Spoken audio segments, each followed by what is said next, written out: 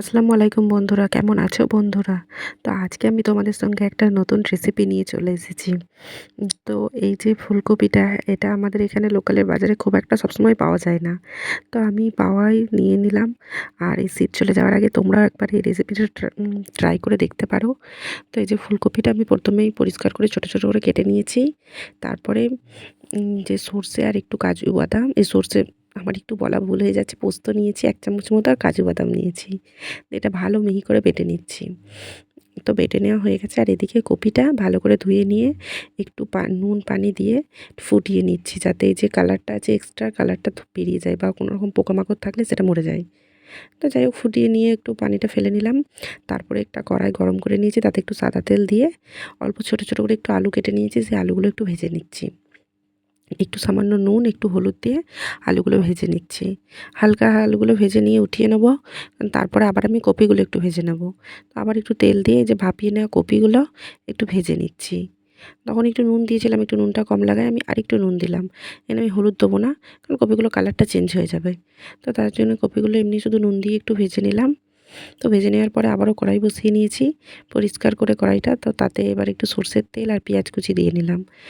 পেঁয়াজটা একটু ভালো করে ভেজে নেব। ততক্ষণ এদিকে একটু মশলাটা তৈরি করে নিচ্ছি। আদা রসুন বাটা নিয়েছি 1 চামচের একটু বেশি, আর একটু লঙ্কার গুঁড়ো, একটু সামান্য অল্প হলুদ গুঁড়ো, একটু জিরে গুঁড়ো, একটু ধনে গুঁড়ো। হলুদ গুঁড়োটা না দিলেও পারেন, তবে আমি একটু দিয়ে নিয়েছি হালকা করে।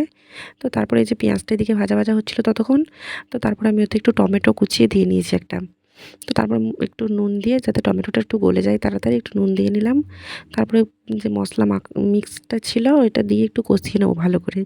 তো মশলার গামলাটা একটু ধুয়ে একটু পানি দিয়ে আমি মশলাটা একটু ভালো করে কষিয়ে নেবো, যাতে পুড়ে না যায় আর পেঁয়াজটা টমেটোটা ভালো করে সেদ্ধ হয়ে যায়। তো ভালো করে সেদ্ধ হয়ে দেখো কত সুন্দর তেল ছেড়ে গেছে, এই দেখো। তো এবার আরেকটু নাড়াচাড়া করে নিয়ে আমি আলুটা কপিটা দিয়ে নেবো। প্রথমে আলুটা দিয়ে নিচ্ছি। আলুটা দিয়ে তার উপরেই ২-৪ বার নেড়ে নিয়ে আমি কপিটাও দিয়ে নেবো। কপিটা দিয়ে একটু নেড়ে নেওয়ার পরে একটু কপিটা নিয়ে মশলাটা একটু যাতে মেখে যায়, তার জন্য একটু ২-৪ বার নেড়ে নিলাম। তারপরে এই যে পোস্ত আর সর্ষেটা বেটে রেখেছি, পোস্ত আর কাজু বাদামটা বেটে রেখেছিলাম, সেটা দিয়ে নিলাম। আর এখানে চাইলে টক দইটাও ব্যবহার করা যেতে পারে। আমার কাছে টক দই ছিল না বলে আমি টক দইটা দিইনি।